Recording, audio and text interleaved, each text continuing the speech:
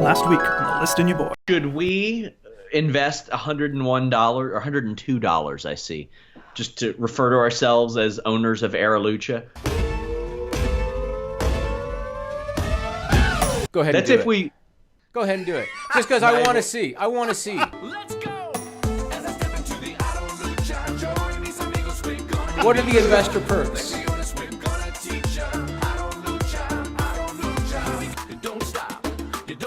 Until this thing shits the bed, which it will do. We won't stop. We won't stop. Siempre luchando, fighting for the win, and we won't let go. Siempre luchando. Arolucha with their $11,000 in investment. When's the next shareholders meeting? We're going to lose that $102. We're going to start every Listen to Me Boy podcast saying that we are Arolucha partners. We're partners in Arolucha. Yeah. We will get more than $102 of podcast content out of it. Yes, we will.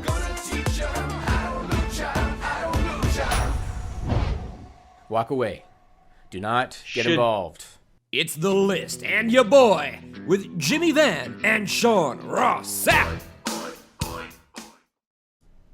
All right, we're live.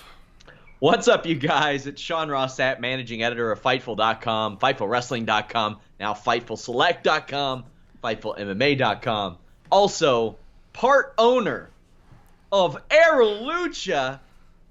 And Jimmy Van made it happen. Who needs a robot kitty litter box? This is going to pay for 40 of them. Oh, it sure will. It sure will. I don't know how many shares we have acquired, but yeah, we are a minority stakeholder in Arolucha. And quite honestly, we said on the video we were going to do $102, which is like the minimum. I opted for the 240 tier.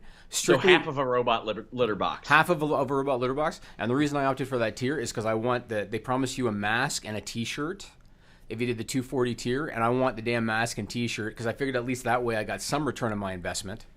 So that's why I went to 240. So hopefully they do actually send that, and if they do, I'm wearing it. I might wear it every week, Sean, to maximize my investment, you know?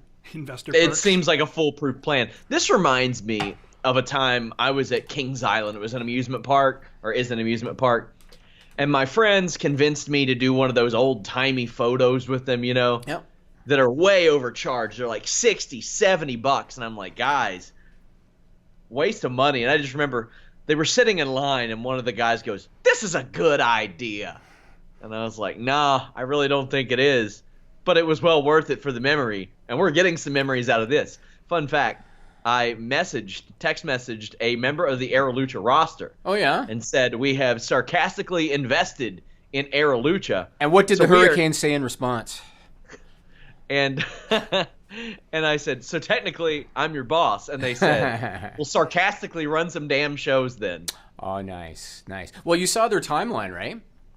So No, they, I didn't. They want to do it. Go into investments blind. Yeah. Ironically enough, even though this is a bullshit thing we're doing for fun, I read all the documentation because it's just what I do. And they have a timeline, and they want to do a TV taping with the funding that they get out of this, even though the biggest investor is themselves. Yeah. Because that's the only way they're going to be able to get the money out. So, but yeah, they want to do a TV. If I remember right, I think it was like June. They want to do a TV taping. So, and I'm going to tell you, Sean, I'm going to hit up. I'm waiting on like whatever they're going to send me, like a certificate or something. And I'm going to hit up the CEO, Jason Brown, and say, I want to be in the booking meeting. So give me the call-in number. Yeah. Like, let's go. Get Conan on the line, and Rey Mysterio better be there because he's all over your video. So he better be in the booking meeting, and let's get this going. Based on the argument that he had with David Bixenspan, maybe he doesn't like Fightful too much. Yeah, there's a good chance, but they had our logo on their investor website. Really? Yes. It's under, we've been mentioned by the following, and Fightful was one of them. A hot dog. Yeah. So, worth every dime so far. Yeah, I think so. We've gotten a solid $32 back so far in mentions. So $32, I doubt it. We'll see how it goes. Let's talk about Fightful Select was launched on Monday. Why don't you explain to people? Now, the first thing we need to do is we need to name the 10 people that were the first 10 to sign up, because we promised that the first goal was that the first 10 would get their names mentioned. So mention the first 10 and thank you to them. And then tell a little bit about what is in there so far and all that, the rewards. Talk about all that. Well, I'll have to pull that up first, but Well, hurry up. because I mentioned them on Monday. You know. I said to you guys in the Skype chat, every podcast this week I want them mentioned, and you said no problem. All right. Well, let me find that document, and I will get that done on this show. But yeah, we launched Fightful Select. It is a Patreon service. I thought the sweet spot was going to be, son of a bitch.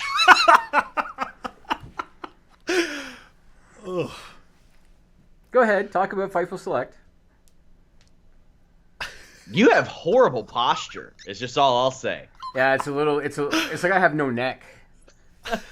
You gotta shoulders back. Come on. Oh my gosh. Carlos Toro asked if Fightful employees can be considered Arolucha owners too. You know, I think we'll allow it. Anyway, Fightful Select is a Patreon service. I thought $5 was going to be the sweet spot. I thought everybody was going to go for that. People are going for the $10 tiers. We also have sponsorship tiers, but on this service you get retro podcasts, you get exclusive behind-the-scenes footage, you get my weekly NXT Ring of Honor New Japan 205 live show called the Fightful Weekender. Nigel, you gonna let me push the fucking service or not? Take off the mask. If he can't stop laughing while I'm shilling the service. So anybody on our audio only, on iTunes or whatever, you're not able to see this. What I'm wearing right now is the actual Sean Ross Sapp mask. The actual one that you get with the $5 and up tier. So this is the actual thing that you get with the $5 and up tier. We got the order in yesterday, Sean. I told everybody to keep their damn mouth shut because I wanted to be able to break it to you on the podcast. What, was this the surprise? Yeah, this is a surprise. Oh, God. Yeah, this is a surprise. You put that in the video description? Yes, I did. So this You're is a going to real be shit. This is going to be it. So anybody that is in at least the $5 tier, I think you got to stay on for 2 months, and then you get the Sean Ross Sapp mask. And this thing, it's pretty good. I didn't know that it was going to be like life-size, Nigel. It's pretty much like, look at that. I'm just going to start handing out Fightful mugs on the streets of Look at you in that. Kentucky based on this. Anyway, you know, I've got a service to pitch here. Yeah, go ahead. Because if I don't, you're going to bitch during the next segment. Yes, I will. Do it. Dark match commentary. The first one is Brock Lesnar versus Funaki. I've got Q&A podcasts every couple of weeks. We're filming extra stupid people segments. You can get a copy of Jimmy Van's book. Jimmy Van's match archive with a new match every month. This month's is Bobby Roode from way back in the day because Jimmy's old. My God, what am I doing here? I hate the idea. People are going to pull off bank robberies in my mask. That'd be amazing. That could be like a new Mark Wahlberg movie. That'd be awesome. Son of a bitch. That could very well happen. You put it on So the this Stupid thing, people segment. the only Anyway. thing I wish I could do over is I wish there was some kind of like a Fightful logo on the back or something. Yeah. But because otherwise it looks like you're wearing a Jesus mask, sort of. Well, shout out to Alan Saraki, Jonathan Ma, Neil Henriott, Jose Flores, Andrew Monaghan, Chris Sully, Joseph Vick, Simon Willis, Jay Patel, and King Junie for being the first 10 patrons. But I uploaded a copy of the Raw script from this week on there. I'll do that whenever I get those, although they will be a little redacted here and there to maybe preserve some jobs. But we've got all kinds of cool stuff. Early access to this week's Fightful Wrestling Weekly. And we're adding and adding and adding stuff to it. Now that I see so many people have taken to the $10 tier, adding even more stuff to it, which is pretty damn cool in my opinion. Awesome. Just a lot of stuff. You get at minimum, like, I think 8 podcasts a month. I think. Retro podcasts. I did WWF Backlash. We even had one reach out and do the sponsor tier and picked the retro podcast for next month. It's going to be SummerSlam 2000. Okay, have they said what podcast they want to be a guest on? Yeah, I think it'll be the members-only podcast here in a couple months after Okay. they attend the Rally SmackDown. They wanted to give their thoughts on that. So I was Cool. like, hell yeah, we'll do that. That's cool. And don't forget, you also get the ebook Wrestling's Underbelly, which is the book I wrote in 2005, and you get the Sean Ross Sapp life-size mask in the $5 and up tier. So it's awesome. It's all good. Let's move on. Unless you want to keep on talking about this, because I got no problem going on for another 20 minutes about this. Yeah, I would guess while Nigel just cackles in the background. That's what makes it fun. I can cut the mic if you want. That's what makes like it you fun. stole somebody's You know what you Pop-Tart sounded like and just got then? away with it. You What? sounded like the little animal with Jabba the Hutt in I Return of know. the Jedi. You know, the little No. little thing with a beak? Nope. You know what I'm talking about, Nigel? Return of the Jedi. Jabba the Hutt had a little bird creature with a beak, and it laughed all the time. Yeah. So I don't know its Roy name. Soria, by the way, I'm going to address this, says, remember when SRS said Fightful will never charge you?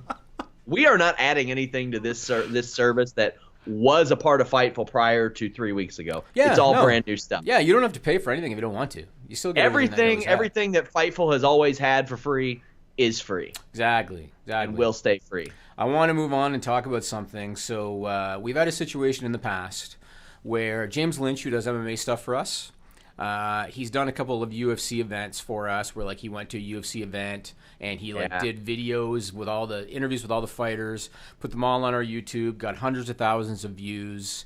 We got a bunch of articles out of it. Did a lot of UFC promotion. UFC, for some reason, they've been just real pain in the ass bitches and getting us credentialed for. It was a nice run. No. Nice run. No, it's still it'll. Let me get to the story. So they've been pain in the ass bitches getting us credentialed for future shows, and they've been telling James, you better go under a different media outlet and don't go under Fightful. They've just been a real pain in the ass about it. Wouldn't you know, given all of that, they clearly don't like Fightful, Sean, and they clearly don't want to have anything to do with Fightful.com. Put up that screenshot, Nigel. The UFC. This was posted by the UFC's official Twitter account on March 30th. So their official Twitter account. And it was a UFC fighter by the name of Israel Adesanya, and he was predicting the winner of the Khabib-Ferguson fight, which now isn't happening, but that's another story. But he was predicting the winner, and they had a quote from Adesanya, and the quote was taken from James Lynch's interview with him for Fightful.com, and in the UFC graphic that they put up, they actually credited Fightful.com in the graphic. And I saw that. Sean sent it to me, and I saw that, and I thought, so they won't credential us, but they got no problem quoting us on their official Twitter? Also, no disrespect, Sean? no disrespect to the outlet that they did credential him under, but I looked, and we do between 8 to 12 times the traffic as them. And that's just on the website, not to mention the YouTube traffic, which doesn't even count the libsyn, all that stuff, because, I mean, my God. Right. My God. It doesn't make that's any very sense. Frustrating. At this point, WWE is much easier to deal with than UFC, because I was told that I could have gotten credentialed for WrestleMania weekend stuff, no problem, had I made the trip to New Orleans for WWE. And that's saying something. My God. Eric Conley says, does Fightful Select allow us access to Jimmy Van's insider trading tips? I only had one and I lost money, but if you want that access, absolutely. Absolutely. Oh, God. I'll fill you in on what happened. Phenomenal. Yeah, not a big problem. The same person that told me the news about, hey, they're going to be announcing whatever it was at the time, the network or whatever it was, I still know that person. Really? So I can give you more tips that are going to shit the bed.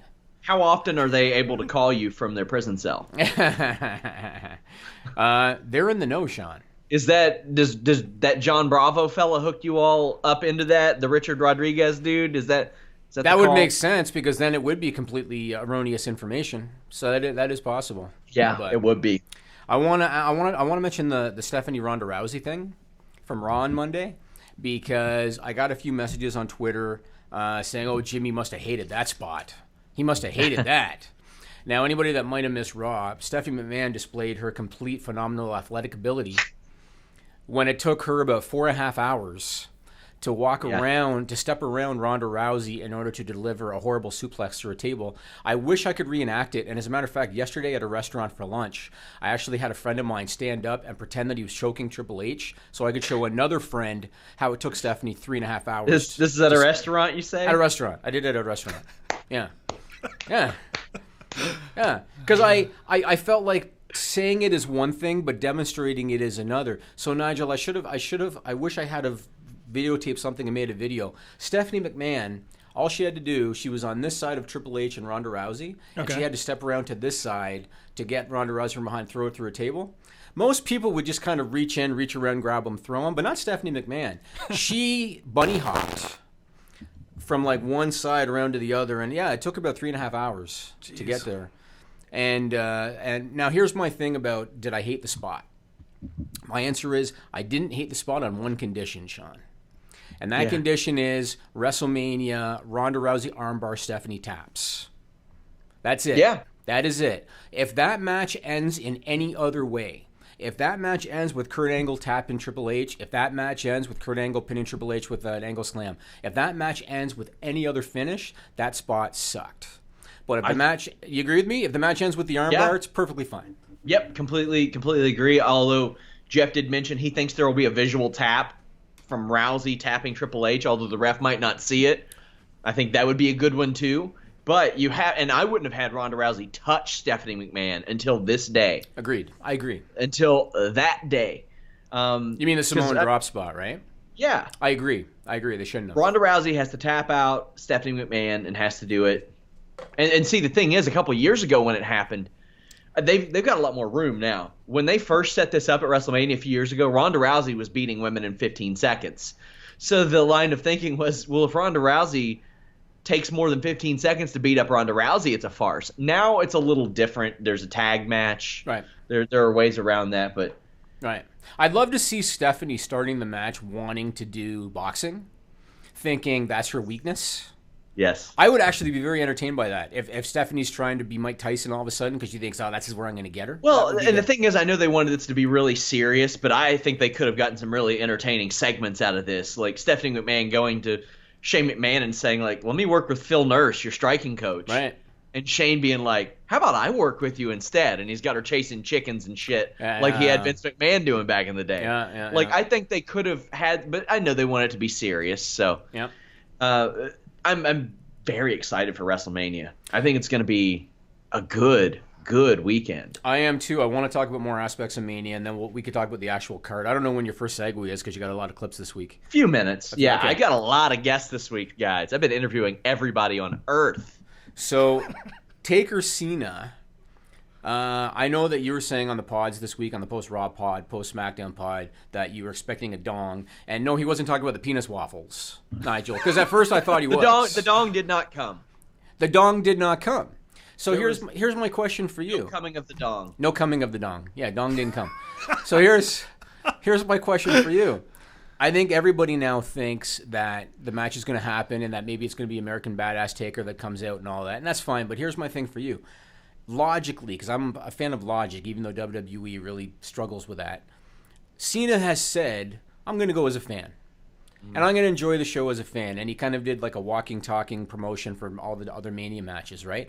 How much sense does it make that John Cena, in theory, is going to a big event as a fan, and he's going to go from that mindset to having a major match on the show with no build-up or no advance? Yeah. How does that make any sense? I do like the way that he explained it about how he didn't want to take an opportunity from somebody else, and this would have been two vets battling it out. Me and Jeff cooked up the idea last night on the SmackDown show that I thought would work really well. If maybe Undertaker's not physically ready to go after hip surgery, but he wants Cena and he wants it another go, you could set it up for next year where the Undertaker just comes out, answers the challenge of Cena, and squashes the man.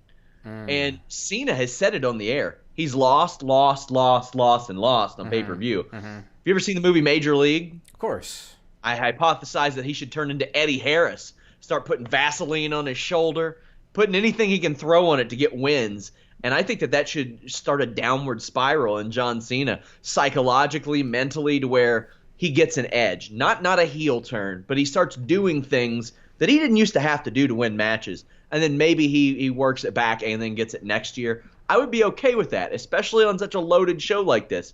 But the people have spoken. The people want American Badass Undertaker. Yeah, I don't see them doing the year-long build for two reasons. The first reason is I think that the crowd in New Orleans will shit all over them after all these weeks of teasing. And then they say, oh, guess what? Let's do it, but let's do it in 12 months.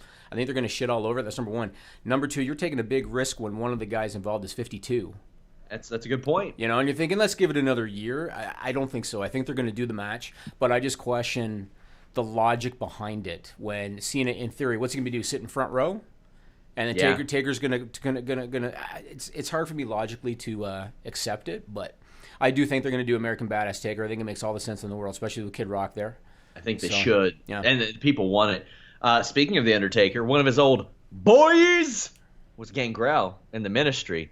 I questioned him. I questioned Ivelisse. I questioned Stevie Ray. They are all going to be at the Title Match Wrestling booth this weekend at WrestleCon. Go check them out, and here's some clips from my interview with them. Are we going to see you at all appearing on the Impact versus Lucha Underground show? No, I was not scheduled for any shows, for wrestling. But you never know. I'll be ready in case the opportunity does come up for whatever reason. But yeah, no, I was not booked for any wrestling. How does that sit with you? I mean, is it a type of thing that maybe you have a chip on your shoulder about? Are you okay with it? Was there an injury that prevented it? Well, honestly, the same thing happened to me last year. And then the year before that, I couldn't even be at WrestleCon because my ankle was broken. Sure. So, these last couple of years have been pretty difficult for me because of the injuries. Mm-hmm. So I lost a lot of momentum from, being an active wrestler and whatnot. So I've been working hard to get myself on track and get that momentum back. So hopefully this year will, be getting back on track, getting that momentum back. And yeah, of course it pisses me off, but whatever, that's the business. You and your brother are obviously a part of the legendary tag team Harlem Heat, but you all came from Houston. When you all were pitched Harlem Heat, was any part of you like, why not Houston? No. Actually, we pitched it. Oh, really? Yes. So how'd that go down? And how actually, we pitched it. Well. They wanted to. I remember somebody wanted to call us Chicago Heat, and I think it might have been Dusty Rose, and a few other names came up. But we was like, no, we like Harlem Heat. Was that maybe to play off of the Road Warriors being billed from Chicago? I have no unearthly idea, and really, those kind of things I never gave credence to, but. Me and my brother's pretty stern about trying to have as much control of our careers as possible. And that was one of the things we all, I can't remember how. Well, it was coming up with names for us. Me and my brother, we was always pitched from 110th Street in Harlem. So we was like, no, we like Harlem Heat. And I guess they seen we was kind of stern on that. And they was like, okay, we'll go with Harlem Heat then. That's how it pretty much happened. I'm sure you have to talk about this one all the time, but you have the iconic entrance. I mean, who first pitched that idea? When did you first hear about it? Well, they came to me on a Friday night, Vince Russo, and said, hey, can you still do the vampire thing? And it debuted on a Sunday Night Heat. So, wow. So basically, it was a weekend thing. He pretty much came up with the entrance. He was a big Kiss fan, and I like Kiss. So, he came up the elevator and the fire, and I came up with, Gene Simmons' guitar solo where the blood comes out. I said, well, I'll just take a challenge and I'll spray blood up, so I'll play a tribute like that, But most of that was, Vince Russo, and the music was his name, Jim Johnson, right? So, he came up with that. I heard him talking about it and all, but I'm still not so sure they didn't rip off, the Toadies or Possum Kingdom with that, but... Yeah. But the music's great. And we're back. Again, you can check them out at Title Match Wrestling's booth at WrestleCon. Jimmy, I don't know if you saw this week, but when somebody asked where Undertaker was, Michelle McCool replied with, oh, we're having breakfast right now. I saw that. Do you think that does this any harm? No, how? How would it? He's dead. He's not supposed to eat breakfast. Are you serious? Is he Big Breakfast instead of Big Evil? He was American Badass 10 years ago. You've done it now. You've gone and cooked a big old steak. Oh, that's great. Oh, you thought, you're so I so can't clever. allow you to think that you'll scramble eggs. All right, that's enough. My hash browns have gotten cold up on my plate. Did you steal that from somebody, or did you make that up yourself? It's a collaborative effort. Okay, you stole that from somebody. It's a collaborative effort. All right, that's good. Multiple songwriters write songs, and one as good as that requires a few brains. That's good. You can't expect one man to put that together. No, you definitely can't. You definitely can't. He was American Badass almost 20 years ago, and American Badass Taker was not the dead man. It was. Yeah. Jesus, that makes me feel old. Yeah, it's true though. That was 1999, right? You said that, I was like, no. And then I thought about it, and I was like, oh my God, that was 2000, May 2000. Yeah, 99, I think, wasn't it? I thought it was Freedom 99. Hall in Louisville, Kentucky is when he came back out. Yeah, and that character was not the dead man character. So I will argue that I can't find a high-res image because I've looked for it, but there was that iconic graphic of him driving his motorcycle, and it was the silhouette of him with the light that was shining behind him. I thought that was just a badass visual. Like, one of the coolest visuals of Undertaker's career was that one. And I hope we see that because the people are ready to see it. By the time he came back as the dead man in 2004, people were ready for that too. Right. Yes, but they were. Except he looked like Terry Funk. That he did because they only let his hair grow for like 3-4 months. Yeah. But otherwise, you're right. People were ready. And since then now, he's the once-a-year nostalgia act, right? So yeah. I want to ask you about this. So Nia Jax, number one, is she kind of like Steve Jobs or Homer Simpson in that she has to wear her ring gear no matter where she is all the time, the same outfit all the time? Well, I mean, if she didn't post photos on her Twitter showing that she actually wears human clothes, right? I would assume so, yeah. So her ring gear's not human clothes? Her ring gear's alien outfits or something? I don't know who wears pleather all the time, but if that's what you do, I was going to say, what do you do on your Sunday afternoon, Sean? Well, this Sunday afternoon, I sat there and wrote a bunch of articles about Max Holloway replacing Tony Ferguson. What did you think of Nia not only wearing her gear for the backstage sit-down interview with Renee Young? Dumb. Yeah, I agree. But then my wife was watching with me, and she said to me, she was watching Alexa and Mickey's promo, right? Little selfie stupid promo. And my wife said to me, so WWE touts anti-bullying and the Be a Star campaign, but then they script this? She said, what do you think? So that's a slippery slope because you have to have conflict on a pro wrestling show. And to me, I would prefer stuff like this be on TV. I would like for it to be more of a reflection than an escape. I like that type of stuff. However, there are going to be some people, as we found out with almost anything, that just get pissed off and offended over absolutely anything. Which is true. I'm not right-wing or left-wing. I'm for common human decency. And if Nia Jax is okay with this storyline, that's really all you have. Now, the irony of this is you have Mickie James, who was under a Piggy James scrutiny years ago, although from what I understand that was more due to her drinking than anything. And Alexa Bliss, who admittedly has had an eating disorder before.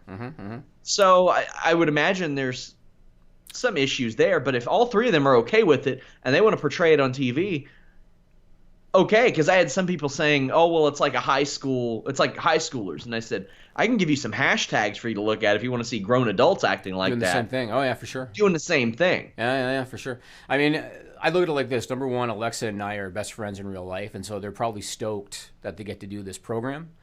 And the second thing is, very much like how I'm cool with Stephanie's spot so long as Ronda gets the right finish, I'm cool with Nia Alexa if Nia goes out there and runs her over in 30 seconds. Same. Right? And if that's the finish for the match, then I'm totally cool with the build. There was another thing brought up on the Tuesday show. Jeff Hawkins mentioned that Alexa Bliss is character-driven, not in-ring driven. That's why she hasn't wrestled in so long, too. Her character can afford to have that happen. That sometimes the bully gets punched in the mouth, but the bully it fixes it for a little while. Maybe it'll come back. So I've liked the execution. I've liked the way that they've went with it. And if it's a squash at WrestleMania, I'm all for it. I agree. So those were some of the highlights from the Raw Go Home show. Let's talk about the SmackDown Go Home show. So we're doing this on April 4th. So SmackDown was last night. I had to post on Twitter last night, Sean. I had to. And I had to post, keep up the good work, DOGG, is what I wrote. They decided on the Go Home show for WrestleMania, the biggest event of the year, that it was the perfect time to book an 8-man tag team match featuring lower card scrubs, with all due respect to them, featuring lower card scrubs who are going to be in the WrestleMania Battle Royal and who aren't going to win. So they decided, let's have an 8-man tag featuring these scrubs, some of which you said hadn't been on TV in how long? Since July. Here's the funny thing. Off the air, you said, hey, make sure that when you post those scripts, you redact anything that might leave a clue who gave it to you. When I first saw that script, I said, Primo, somebody's trying to find me out. It's like, no way he's on this show. Right. Now, let me ask you this. Obviously, from a booking standpoint, it's just a really, really horrible creative decision. The show is supposed to get people excited for WrestleMania. It's supposed to get people to want to subscribe for the network if they're not already. It's supposed to get them, wanting to buy this thing. This 8-man tag is going to do the complete opposite. No one's going to give a shit. They're going to turn the channel.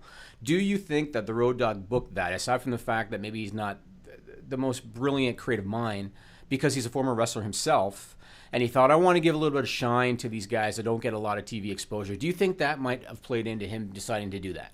Yeah, and if I were them, what I would have done is book an 8-man battle royal instead. I would have previewed the battle royal. Right. And given someone the visual of tossing a couple people, winning it, and I would have had somebody besides Baron Corbin. I would have Baron Corbin the last person eliminated. That way you could build Baron Corbin, former battle royal winner, and then the person who eliminated him as the person who eliminated that. I would have actually had somebody eliminate both he and Mojo at the same time. That way you can go into that and say he eliminated 2 former winners of this on SmackDown. They didn't do it. Everything on SmackDown was inconsequential. It's really bad. The only thing that I think mattered at all was AJ Styles finally getting one up on Nakamura, and Nakamura not being able to take the heat after weeks of trolling AJ. Right, I agree. And that was it. If you missed the first hour and 58 minutes of SmackDown, you didn't miss a thing. Agreed. Yep. Do we have time to talk Mania? I don't know when your next thing is. Do we have time? Yeah, we got about 8 minutes. Okay, we got time. So let's talk about the main card. So Brock versus Roman Reigns. I think we all know the finish, right?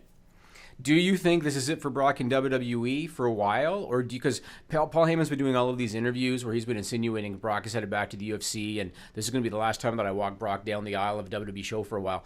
Do you think that's just posturing, or do you think that Brock's mindset is, I'm going to finish this out and then I'm going to get ready for a fight? Well, he better get back in that USADA pool is all I have to say. WWE still has, I think, rights to him until like early August, because the situation was, at the time at least, is that WWE allowed him to do that. They got a little cut, but they froze his contract even though they didn't really have plans to use him. Will Paul Heyman still be around? If they were smart, they would keep him around in some capacity with somebody, because he can be valuable even though he can be redundant. Mm-hmm. What Brock Lesnar does is always posturing, I think so too. And he always does this. What was he doing a few years ago before the Roman Reigns match? He was in a training camp for a fight ahead of WrestleMania. So yeah, I think it's posturing on his half. Unfortunately for him, they just signed Ronda Rousey. Mm-hmm. So I mean, I don't think that will help his leverage. Will he get the same money? Maybe a little more, maybe. But WWE has a Ronda Rousey now, and that's, by all accounts so far, it's the honeymoon stage right now. But she's been a little easier to deal with as well. I'm not sold on her long-term bankability yet. Neither am I. I'm not sold, so we got to wait and see how things go. But I think it's posturing too. I do think that Brock intends to do what he already did. So I do think that he intends to re-sign, but then still do a UFC fight. Yeah. So I think that's going to happen, but I do think he's going to re-sign. That's my gut. What about AJ Shinsuke? I think AJ's going to win. Really? You think AJ's going to win? Yeah, because Nakamura won at the Tokyo Dome, and they've been referencing that in the past, and I think you could build up a big rubber match down the line for that. I'm glad they went ahead and did this. This is a WrestleMania main event caliber match, and it's going to deliver in the ring, regardless of what I've seen out of Nakamura's main roster run. He's turned it up lately, and I like that. Yep. I was just, with the exception of AJ Styles, so many of the WWE titles have been in a holding pattern. Mm-hmm. Alexa Bliss never defends it, never wrestles. Charlotte never defends it, never wrestles.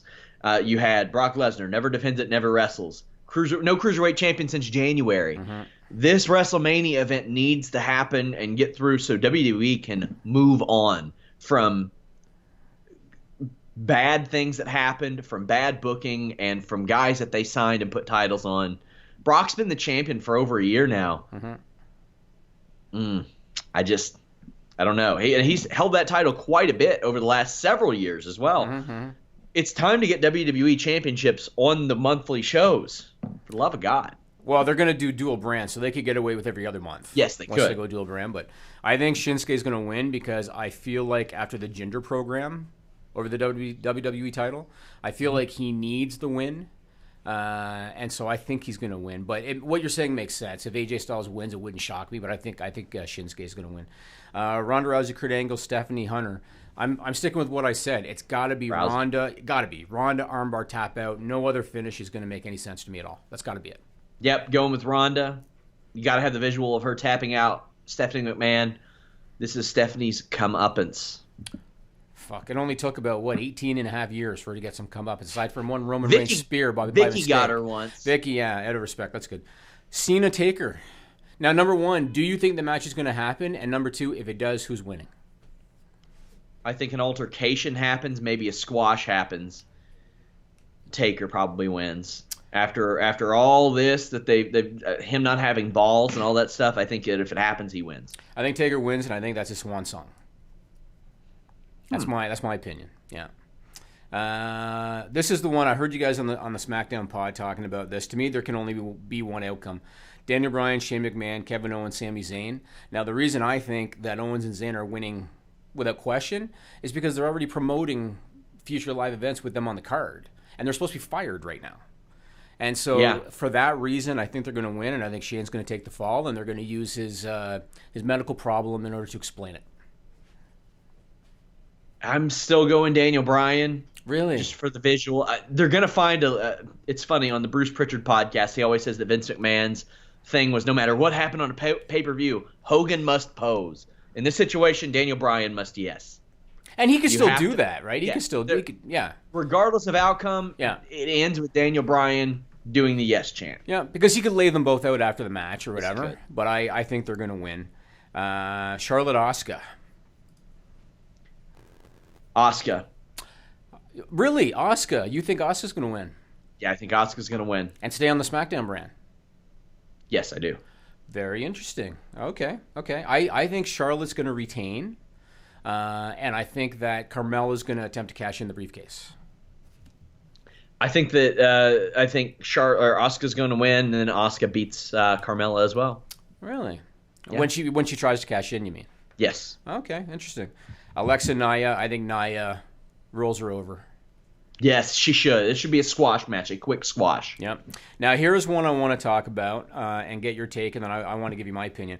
So, Braun Strowman and a partner against Sheamus and Cesaro. You said something on the post-SmackDown pod that I thought was excellent. You said, what about James Ellsworth? Yeah, I one think night only. That's a brilliant idea. He eats the pin. Braun beats the crap out of everybody. It's a brilliant idea. Now, I know a lot of people have been thinking Elias, and I'm just gonna go on record. I think Elias is doing an in-ring guitar singing segment with The Rock. That's what I think. And him singing in front of that crowd in New Orleans would be bigger than any match that he could have. And they would love it. As soon, when he does the one guitar strum? Yeah. They would love it. And who else for a segment like that than The Rock? Because The Rock has always done that kind of stuff.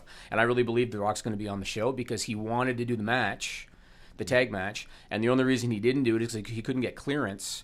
But he's done non-match segments before for Mania. And I think Rock's going to be there, and I think he's going to do a segment with Elias.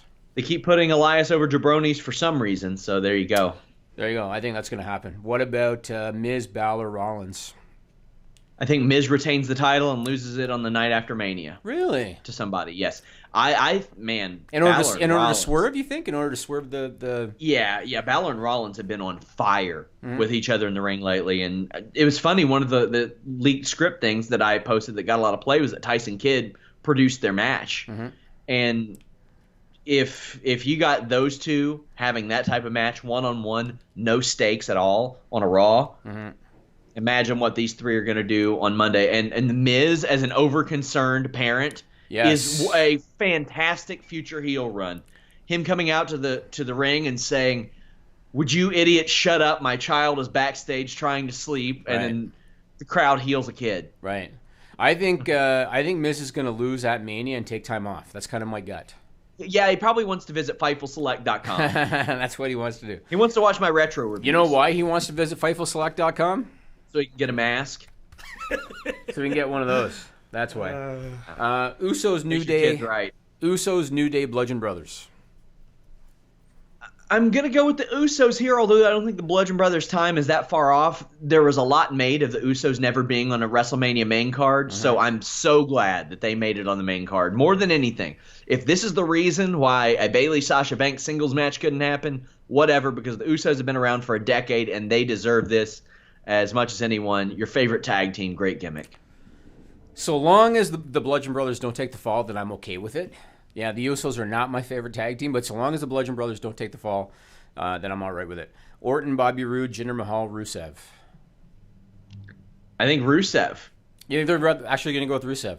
Rusev or Randy Orton, but if Rusev Day chants are going to overwhelm that crowd. I agree. I think that's going to happen. My heart says Rusev because they put him in the match for a reason, but my gut says Bobby Roode. But we'll see. I don't think Bobby Roode, even though you all can see Bobby Roode on the first Jimmy Van's vault match against Chris Valentino way back. He had bleached hair. It was, 2001?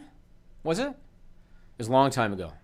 Might have been 2001 or 2000. It was way back. The Andre the Giant Memorial Battle Royal. A returning Big Cass. I was thinking the same. I know that, I think it was Hawkins that said Samoa Joe. I think that with all due respect to the Battle Royal participants, it's not high enough on the card for Samoa Joe because the plan post-Mania is for Joe to be in a program with Roman Reigns over the title. And if they stay that course, the Battle Royal's below him. I agree Cass would be a fit for that. Maybe Jeff Hardy if they decide to pull the trigger on him. But Cass would be the perfect fit, I think, for that spot. I do too. Yeah, I do too. Women's Battle Royal. I think Becky Lynch should win, eliminating Becky or Bayley and Sasha. I think that's a little poetic. And it's been years. I'm still waiting for a real Becky Lynch push and program. Right. That woman has been done so wrong. Kristen Ashley wrote a good article about it for Fightful last month, but the abused. I think it's either going to be an established name like Becky, or I think it's going to be Mandy Rose. Because I look at Mandy Rose as the prototype of what Vince McMahon likes in a female superstar. To me, she kind of reminds me of this era's Trish Stratus in her look. And that's kind of what Vince McMahon has always kind of gone for. So I think if they don't go with an established name like Becky Lynch, I think Mandy Rose is somebody that they're going to get behind. And she'd probably be the one. Let me ask you this question. I think you got to split up Riot Squad either in this match or soon after as well. Right. Let me ask you this. Put up the trophy, Nigel.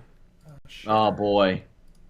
So our video people can see this. This is the new Women's Battle Royal trophy because obviously before they had the Moolah trophy and they had to kind of scramble and create this one. And as you can see, it looks like dog shit. And for some reason, Sean, when I saw the graphic of it, you know what I thought of?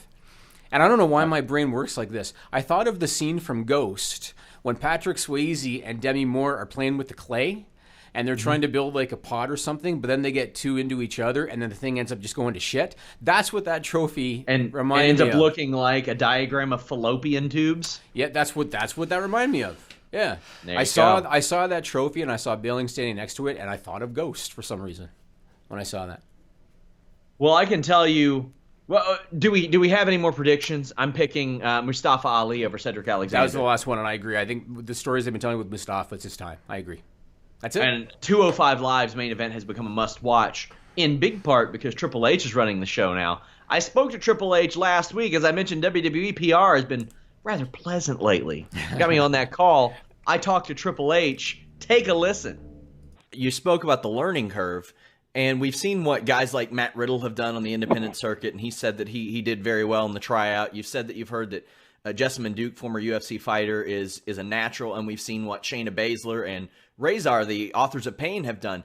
What do you think of this resurgence, this influx of MMA talent that has made the transition into pro wrestling and how they've done? I know that plays into what you're doing at Wrestlemania as well. Yeah, sure. I'm about to get thrown around by two of the best shooters in the world. It's a funny thing that I think doors open, and then it seems like an influx. You get a couple of high-level NFL guys, and all of a sudden we get barraged with calls from NFL former NFL guys or people, athletes that have tried to make it in the NFL, a lot more of them start calling us to see the opportunity. You put MMA people, Brock Lesnar, you take that level of performer from a combat sport that makes it in our business, they start to see it differently. A lot of them are very well suited because the mannerisms and the sort of the athletic ability is very similar to what we do. Then it comes down to personality and all the other things that make a well-rounded WWE superstar, because I say this a lot, it's a huge puzzle, right? Becoming great is a huge puzzle. The more pieces of the puzzle you have, the better. You don't have to have all of them. Not everybody's a great in-ring performer. Not everybody's great on the microphone. Not everybody's great with a character, whatever. But the more pieces you have, the more successful you can be. I think you see that influx because you see some success from people at those levels, and you see them starting to boil up and become more and more. And the fit is an easy fit in the physical sense. And then the ones that succeed are the ones that can pick up all the other pieces. And we're back. I want to actually credit WWPR because while I've called them out in the past for them making it hard for wrestling media, Triple H in particular makes it very easy for wrestling media when he can, because I think he sees things much differently than Vince McMahon does. Yes. Knows that, I'll put it like this. WWE had no idea about the Enzo Amore situation until I emailed them asking for a comment. Triple H recognizes stuff like that. He recognizes the impact that Fightful and the other wrestling websites have. I'm sure he's not going to negate that of the mainstream wrestling media, but mainly when we're on those calls, it's the occasional Miami Herald and then wrestling sites. I think and I can appreciate that. I think the one big benefit of having Hunter as the heir apparent is that not only is he a brilliant wrestling mind and one of the greatest in-ring competitors, but he was a wrestling fan first. Yeah. And I think that's a great bet, because Vince McMahon was never a fan. He was always a promoter's kid, and it's a big difference. So one day we're going to get about 15 good years until he goes senile. Well, he's 48, so... Oh, okay, then we'll get maybe 20? 20 years. Yeah, maybe 20 years. Vince has not liked wrestling media for a long time.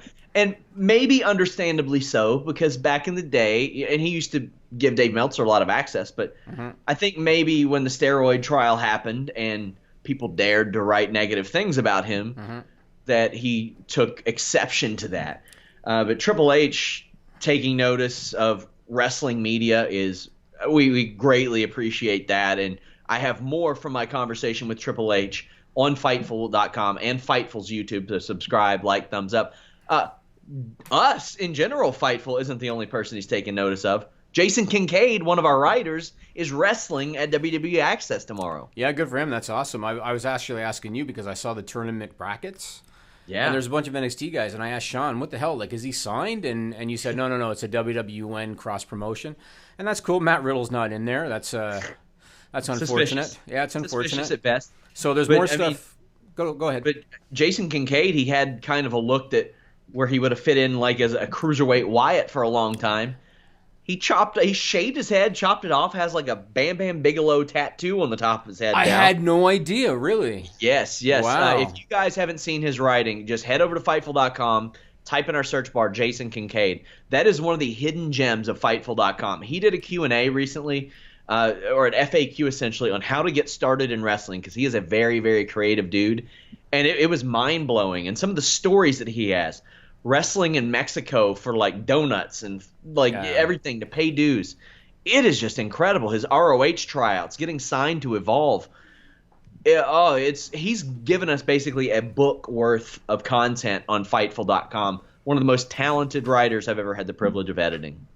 Awesome. I was going to go into the other big shows going on this weekend, but let's do Stupid People first, and then we'll go into that after. Hot dog. This is a stupid song, it just goes on and on. You might find some meaning, but you would be wrong. Okay, so first off, thanks to TrevorStrong.org for the usage of that song.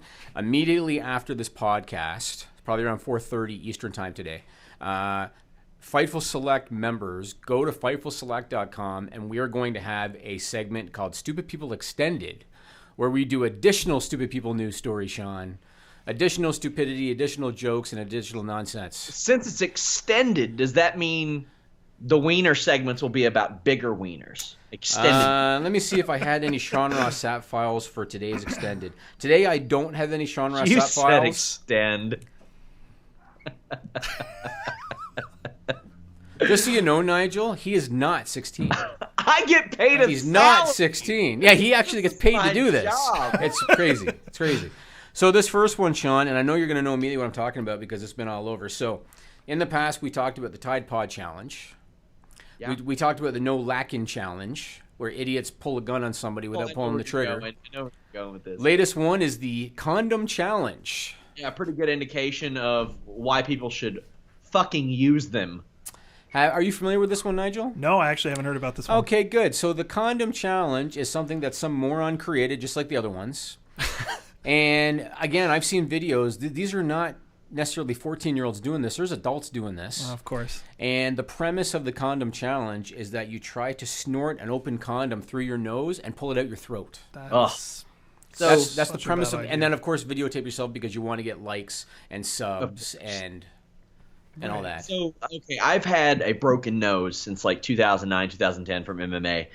You can hear it. My voice is a little nasally. That HD picture I sent you for the mask, you all can see my broken nose in all of its glory.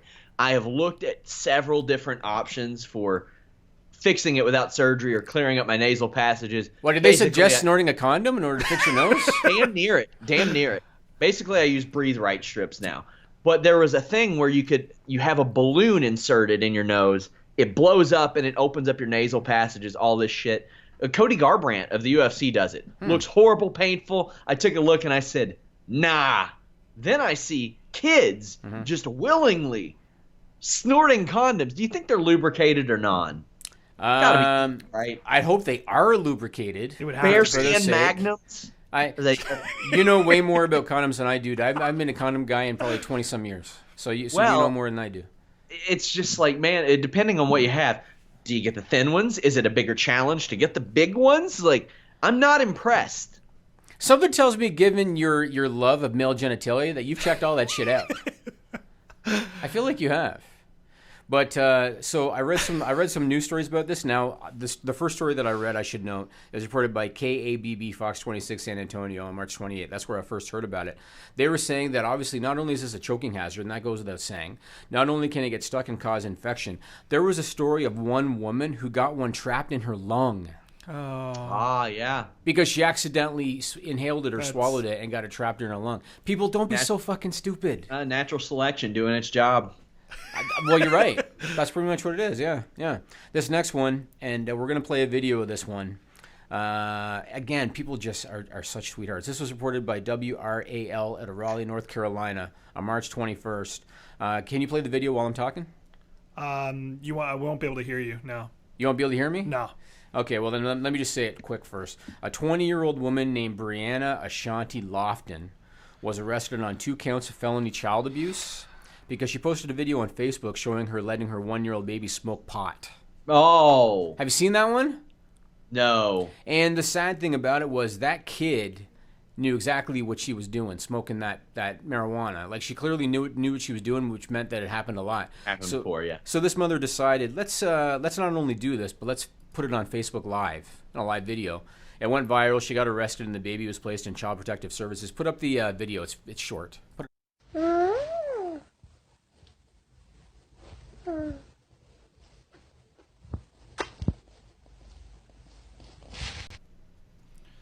Yeah, that's... What makes you think to do that to your kid? How does that make any sense at all? How does she expect to get signed by WWE? Exactly. It's going to be a big problem. Or New Japan at this point. Yeah, it's going to be a big problem. This last one, for the Sean Ross Sapp file. Heck yeah. Reported by the UK Sun on April 3rd. Angel, go ahead and throw up the photo. Sounds reputable. Yeah, oh, well, there's photo evidence. Have you ever heard, Sean, of the Kanemara Matsuri? I have not. So that is an annual festival. It takes place the first Sunday in April in Kawasaki, Japan. Kanemara Matsuri stands for Festival of the Steel Phallus. And basically, in essence, thousands of people go to Kawasaki, Japan to celebrate the dick. Basically. Now, I actually read the story behind this. It originated, and this is real. I'm not making this up. It originated from. You're seeing the photos? The glasses. So get this, Sean. Balls around the neck, phenomenal. This originated from prostitutes who prayed to the Kaine Mara shrine for good business and protection from STDs. For real. The shrine is based on a story about a jealous, sharp-toothed demon that hid inside the vagina of a young woman that the demon fell in love with, and it bit off the penises of 2 young men that she had married on their wedding night. I'm just saying, if I relocated to Japan, would that affect my salary at all? If you what, sorry? If I relocated to Japan, would that affect my salary at all? It would probably increase it. If you moved to Kawasaki, Japan? I had content nonstop. Now, I will say, maybe if these people weren't too busy snorting their goddamn condoms, they wouldn't have to pray to a fake penis god. Yep. They wouldn't have to pray to Hogsworth to make sure that they didn't get STDs. Yep. That's what happens. So again, at the end of this podcast, around 4:30 Eastern, or if you're not watching this live, just go to FightfulSelect.com whenever, and Super People Extended will be there for you. Yes, it will. Do you want to go into the weekend other shows, or do you want to go to the next clip? Heck, let's go to the next clip. In addition to all the other shows I mentioned, I also spoke to Ring of Honor's Bobby Cruz, who took a bit of a bump at Ring of Honor's 16th anniversary. He's going to be at Supercard of Honor this Saturday. Also, I spoke to Impact's Sonjay Dutt. He's going to be at Impact versus Lucha Underground on Friday. Impact doing some cool stuff there, encouraging people to do their own commentary over the show as they stream it live. Ring of Honor Supercard of Honor, I will be covering that on Sunday afternoon as opposed to Saturday night. So I'll give you my post-show podcast on that Sunday afternoon and a Wrestlemania pre-show. Tune into that. Here's a couple clips. I know that you've got a busy Wrestlemania week, obviously, but are you going to make it to the Hall of Fame to see your buddy Jeff Jarrett get inducted? No, because I'll be at the Lucha Underground versus Impact Wrestling show, but I hope to maybe see him throughout the weekend. I know it's a jam-packed weekend. Everybody that goes down to WrestleCon has got about a million things going on, but it would be good to see Jeff again. It's been a while, and congratulations to him. Absolutely. So many of those shows in New Orleans. You going to be scouting talent while you're there, taking a look at people? I know that you've been able to wrestle people like Joey Janela and Kurt Stallion and a couple other emerging independent names during your last few months, at least in the ring. But you going to keep your eye out in New Orleans as well? I keep my eye out on a daily basis. I am just because I haven't been, obviously I've been hurt and I haven't been, active on the independent scene in the last 12 weeks. But that doesn't mean that I'm not paying attention to what's going on. My ear is always to the ground. I'm in the thick of things, aside from this injury. It was a regular thing, every week out there on the independent scene. And I was doing more to scout and see what is out there than, paying attention to what I was doing. So I've still got my ear to the streets, as they would say. And I'm looking forward to trying to catch some of the other shows. Joey Janela's Spring Break is at midnight following hours. Rev Pro's right before us. There's Crash. So especially the Crash show, I'm very, very interested to see some of the young high flyers that are coming out of Mexico that domestically we may not know about, but this may be their chance to kind of shine and get some worldwide notoriety.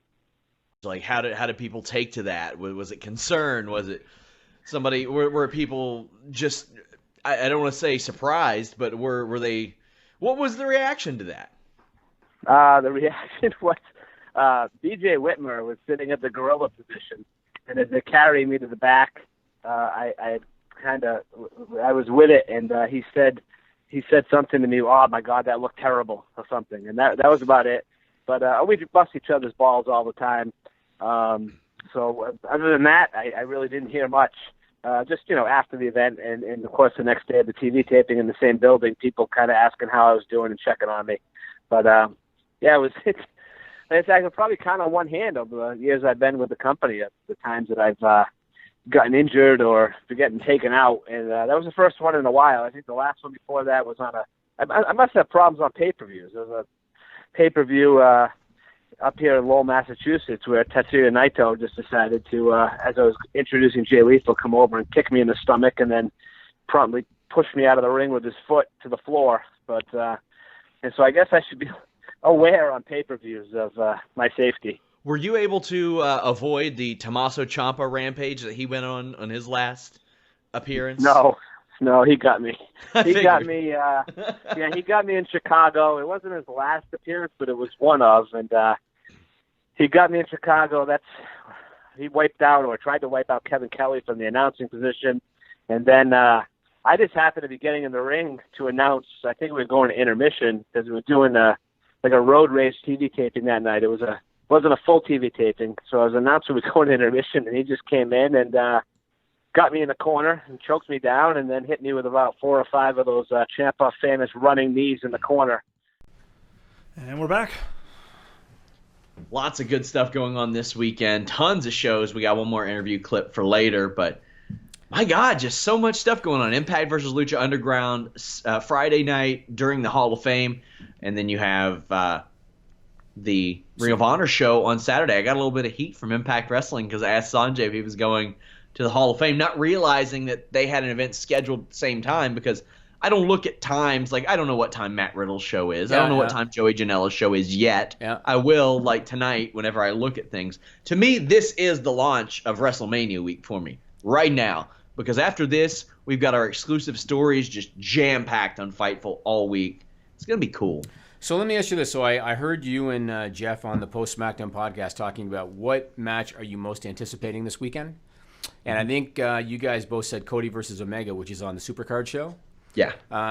Is that still hold true? Is that the match you're looking forward to the most this weekend? That one, there's the Daniel Bryan factor. I want to see what he looks like in the ring. Charlotte versus Asuka, and maybe out of pure morbid curiosity, Matt Riddle versus James Ellsworth. That's this weekend. Yes. That's on Riddle's show? It's on Janela's show. On Janela's show. Yeah. Very interesting. So I'm curious to see Cody Omega. Mm-hmm. I'm not a massive fan of Cody. I know he's over with the Bullet Club and everything, but I'm not a massive fan of Cody Rhodes. But I am actually curious to see how Ronda Rousey does in the ring. And I'm actually curious to see Kurt Angle and Hunter, because I think they can both go, and I think that's going to be a lot of fun. So what we've seen of Kurt Angle in the ring thus far has been a lot of brawling. We haven't necessarily seen a lot of wrestling out of him. True, but they've been tag matches, and this is another tag match. But I think Hunter, it's WrestleMania, so I think they want to put on a show.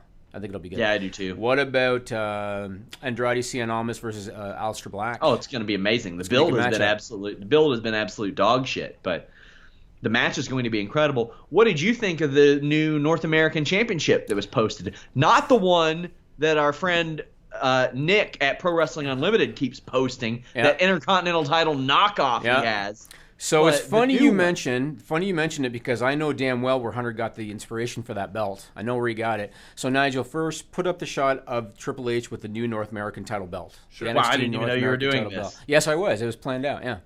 So Nigel's going to put that up. This is a shot of Triple H with the new NXT North American title belt.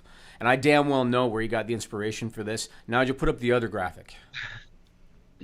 So because Hunter is a longtime wrestling fan, as we know, he was a fan before he was a wrestler, and the LJN action figure line came out. It came out around '84, and I think at that time he would have been, 16 or so, I think, in '84.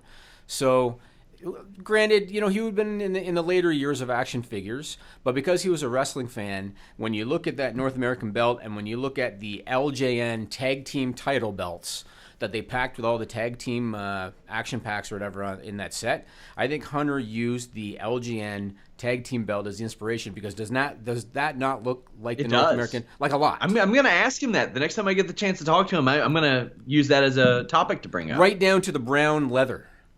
Yeah. And it's funny. That leather looks good, doesn't it? It looks different. Yeah, it looks different. So I don't care what he says. I don't care if he denies it. He got the idea from the LGN tag team belts, and I'm sticking by that. Did you see? Go ahead, sorry. I think we should have a Fightful championship. You got the Aware Ads championship. There's Deonna Purrazzo versus Matt Riddle very soon. How do we not have a Fightful championship? And how isn't Matt Riddle jobbing out to me for it? Did you see the Waffle House belt? I did. I don't see an IHOP championship anywhere. I am going to get a Waffle House belt. I'm going to get one. A Waffle House belt? Why wouldn't you just get a Waffle championship?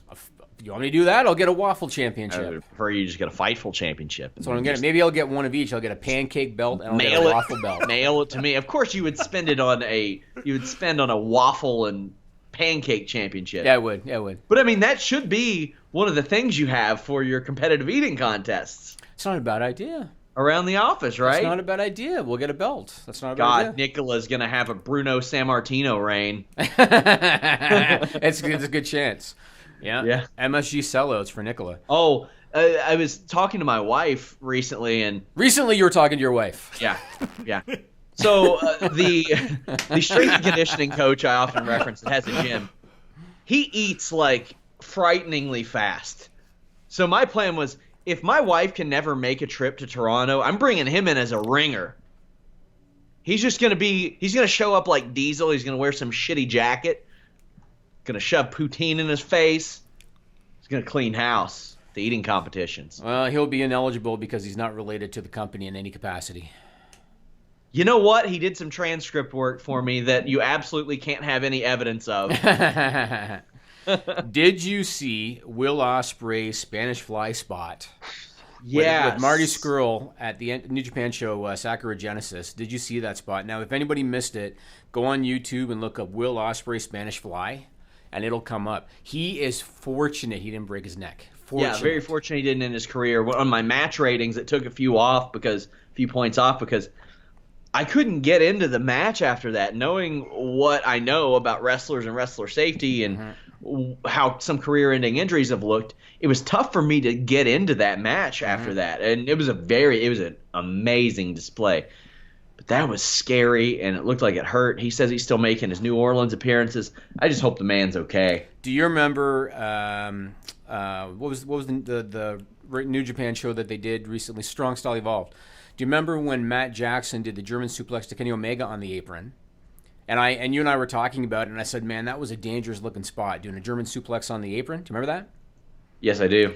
I was reminded of that when I saw this, because that could have happened to Kenny Omega, landing on your head like that. He landed on his head, his head bent to the side like this. He's very fortunate they didn't break his neck. I've said this before. There are certain matches I watch, certain fights that I see where I'm like, oh, that makes me want to go train again. That makes me want to get in the ring ASAP. A couple of the matches I've seen recently, Golden Lovers, Young Bucks, and Ospreay versus Scurll makes me think, no, I don't. Right. No, I don't. I'd really like to not have internal decapitation. Yeah, it's rough. So if you were to think about the greatest WCW wrestlers of all time, hell, you can include the NWA in there too. If you were to think about the greatest of all time, say the top 100, where would Glenn Gilberti, a.k.a. Disco Inferno, rank on your list of the greatest of all time from WCW? Well, let's take a look. He was a member of the NWO Wolfpack. As was half the roster. Okay, he gave us the great gif of La Parka hitting him with a chair, one of the all-time great gifs. He was a Cruiserweight champion. He was a World Television champion 2 times. He was a World Tag Team champion. Triple Crown champion there, Jimmy. That's nice. That's good. Where would you put him? Top 5, easy. Among those who portray people with music-related gimmicks. Yeah. So and use a stunner as a finish. Put up, Nigel, the whatever tweet shot you have, the Cody Rhodes one or whatever one you have. So what happened was Cody Rhodes posted a picture on Twitter showing a pretty massive cut that he had over his eye, suffered in a match. And Disco Inferno, real name Glenn Gilberti, of all people, decided to respond, and he tweeted this, and this is a quote: "Nobody knows how to work anymore. They'd rather kill each other to get Dave Meltzer to put their match over. That is a problem that needs to be put front and center. Guys are going to keep getting hurt." Now, I'm not saying I disagree with him. We just got through talking about the Will Ospreay spot and talking about that German suplex on the apron. So I'm not saying I disagree with him. But when you are Disco Inferno at the level that he was at in WCW, you're going to get responses and you're going to get heat. Cody responded to him, and this is a quote from Cody. He said, "Stop. You know nothing. You have drawn $0. No fan has ever left a show thinking about you. You were lucky to be a juiced-up double lifer over with the boys type in an era where you hid in plain sight, coasting on other success. Couldn't hang then, can't get booked now," which is pretty rough. And Kenny Omega and a few other guys also sent responses out. Like I said, I kind of agree to a certain level with what Disco said about some of the risk guys are taking in matches. But what do you think about what he said? What do you think about Cody's response? What do you think about the fact that it was Disco Inferno that said it? People work different than when he was working at that level. So back then, I'm sure that would have rang true. However, if you're gonna target Cody for that, Cody, who his detractors call 3-star Cody, because he doesn't take a lot of risks. There's, not a lot of that going on in his matches. I don't know. And Conan mentioned that's just the way people get over with fans now. It's not wrong. I think it's always associated with Dave Meltzer. You give me a match from 20, 25 years ago, there's a good chance I'm going to dislike it more than like it at this point. The pace is too slow for me. I gave a really good example to Zack Sabre Jr. and Okada. It was wrestling 25 years ago, but it was like at 1.5 speed. So they sped it up to match today's modern wrestling. Disco, because he played a comedic character for so long, is going to be disrespected by people who probably shouldn't have. People just do that. They'll find any angle they can to disrespect another person. But that being said, people just work different. The advent of MMA has exploded since Disco Inferno was working full time. People know what's real. People like different things. Different TV shows are popular now. It is very different. I mean, you think back to Steamboat Savage, which is the match that a lot of people look at as one of the greatest ever. I still consider it one of the most fun matches that I ever watched. That match, there was nothing like what you see in today, like the Spanish fly spot, the German suplex on the apron. Nothing remotely close. That match got over because of all the false finishes, all the near falls and stuff like that, and the story that it told. Hogan Warrior, which we joked about it because you said you went back and looked at it and it was a dog shit match. I always enjoyed that match because of the story aspect of it, with the up and comer versus the established guy, whatever. But I do agree it is a different time. I agree with some of the things Inferno said, but he might not be the right guy to be telling that. I agree with some of it, but I mean the thing is, I see him doing that like all the time. Oh, does he do that all the time? Really? Yeah, and the thing is, I enjoyed his work. I like the guy personally. Did you like this? I mean, was that what you liked? He honestly had some good matches. That's what he did, Nigel. That's what he did. I'll be honest with you, man. He was a good worker. I'm not even making that up. Nigel's laughing. I'm not even making it up. Well, his name is fucking Disco Inferno. Disco Inferno. Well, I mean, yeah. I can no, the dude had some good matches whenever he got time. So I mean, he knows about work. It's just it's a variety show. My favorite thing about Disco Inferno was his entrance music. You see, I hated his entrance music. I loved it. It was so just cheesy bad on purpose. I really liked it. Like Johnny B. Bad's music. I loved it. I loved it because it was cheesy, stupid on purpose. The irony is he had some good matches like Juventud Guerrera, I think at Havoc 98 or so, and there was a good match against Big Vito and Johnny the Bull. Like I can't even remember the context in which he was tagging with Lash LaRue. That was a good one. He had a good match with Dean Malenko for the Cruiserweight title, and he could. Disco could work his ass off. He really could.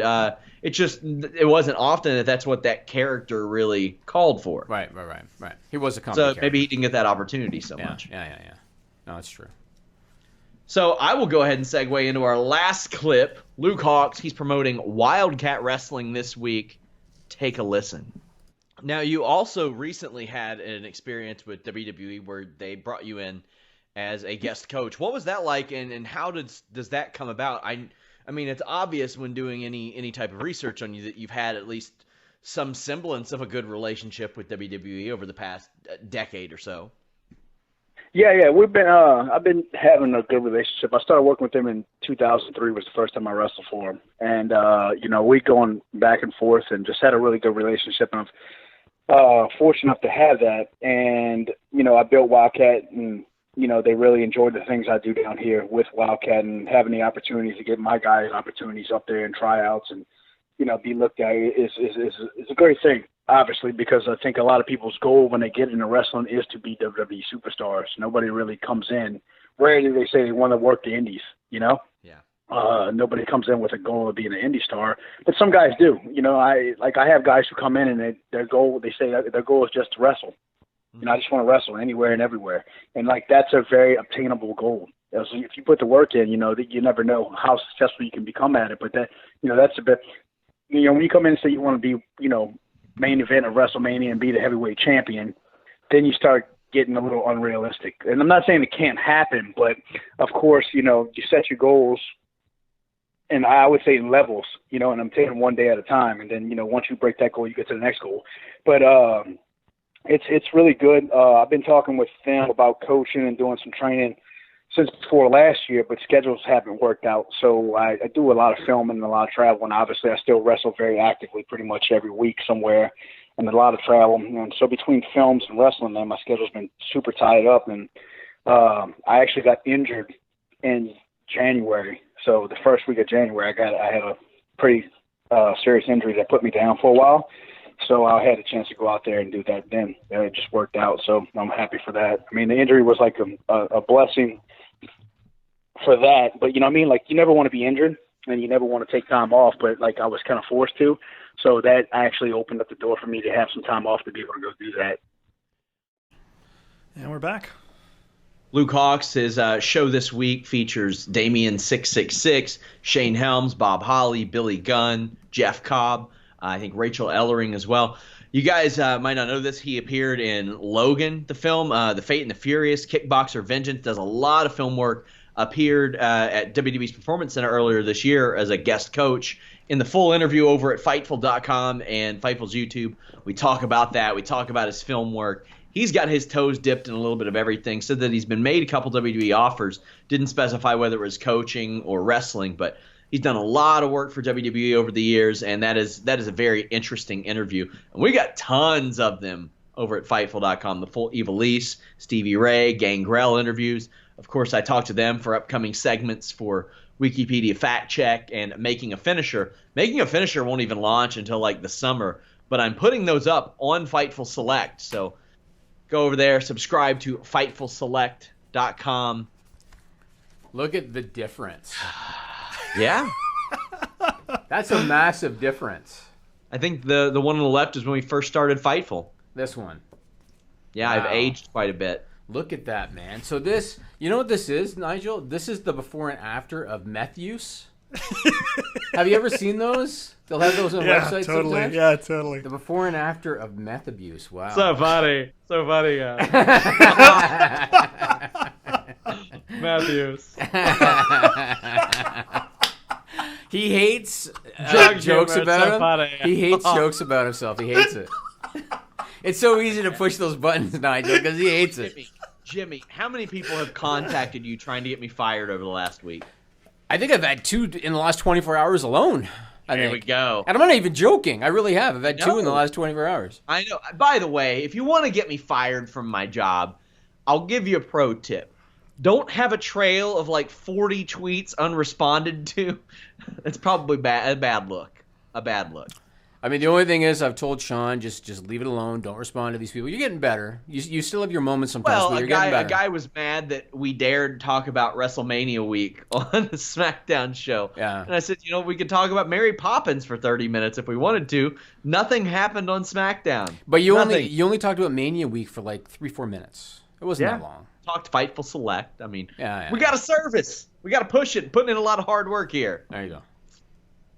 Yeah. So don't forget, we're gonna end this podcast, and then we're gonna start. If you go to FightfulSelect.com, we're gonna do the Stupid People Extended segment. So check that out. Enjoy. Yeah. all I got, what man. do you have next In terms of, on your list? we don't have time, man. We're done. At 4:20? Yeah, because I want to do Stupid People Extended. Nigel said it's going to take him 10 minutes to set it up. Well, Sean's got a little bit of stuff. I got a to do. company to run, man. I got shit to do. I can't be sitting here all day. You can run the company. Yeah, but do you want me to get keep fired? No, but do you want me to keep paying you? I need to like make sure the money's coming in. I prefer that, yeah. Yeah. Preferably. I will say this. I was going to talk about the Sinclair broadcasting thing. Maybe I'll leave it for next week because that's kind of not that time sensitive. Yeah, I get the feeling, it'll still be a thing next week as well. I'll talk about it next week. And then we'll do this real quick, I guess. Put up the Eddie Guerrero mural. Sure. Do that quick. So this was done by a guy named Eric Dubitsky 11 years ago. He was 18 at the time. He painted it on one of the Lincoln Park columns in El Paso, Texas. It's a mural of Eddie Guerrero. Apparently, it became pretty well known. Sin Cara was familiar with it and had visited it, and Callisto and Sasha Banks and Sin Cara. Did I say Sin Cara? Yeah. And over the years, it started to fade and peel, and so Dubitsky actually went back there on his own, restored it, added paintings for Vicky Guerrero and of their 2 daughters. Vicky actually went and checked it out. So I thought it was a nice little story, and I thought I'd mention it on the show. Yeah, I like that too. It's very. I wish stuff like that would gain some WWE attention. Like, exactly right. Why not? They're so good at telling these stories when they do about people and what motivated them. They only tell those stories when it's going to serve the company in some capacity. No, of course. So, of course, guys, follow me at Sean Ross Sapp. Follow him at JimmyVan74. Just stay on Fightful.com all weekend. Just hit that refresh button over and over. Constantly. Visit Fightful Select either tonight, tomorrow, at some point. I will be doing the Fightful Weekender, where I talk about Ring of Honor's TV this week, NXT's, the New Japan show. This week's Being the Elite. I will preview and make predictions for Ring of Honor, Supercard of Honor, and NXT TakeOver. You can get that only at FightfulSelect.com. I will have just a ton of podcasts this weekend. I don't know what I might just pop up and do one Friday. I'm going to be in this office. I think outside of maybe an hour and a half on Friday afternoon, I will be in this office, locked in here from now until the end of our show next Wednesday. That's kind of like a prison sentence where they give you like an hour a day to go walking in the yard. Yeah. Oh, yeah. And I look out my door and see this poor little dog who's been chained up for 6 years. And I'm like, I relate to you, buddy. Why don't you just go unchain him? Just go over there and unchain him. The laws here are a little different. Why, you going to get shot? You could. Legally? You could, yeah. I mean, I got my first YouTube death threat today, Jimmy. You never know. It could be my neighbor. Have you ever thought about hitting up, like, PETA or something like that? Or Animal Control? I'm going to hit up somebody. You should. If I was there, I'd probably just go over and take the dog, like I would. I would love to. I would love to. Just do it. Yeah. What are they going to do? Well, I mean, that's the thing. Maybe they'll light my gas tank on fire and blow us all to hell. Do they have organized crime connections that you're familiar with? I don't think anything about these people are organized. Well, then you could probably get away with it. You know what you should do? You should take the dog out. I think they did this in Austin Powers. Take the dog out, put a stuffed animal in its place, see how long before they figure it out. It might take a while, to be honest. Yeah, there you go. It might take a while. Guys, thank you all so much. Subscribe to Fightful Select! And go there right now. Go there right now for Super People Extended in the next 10 minutes. We're out.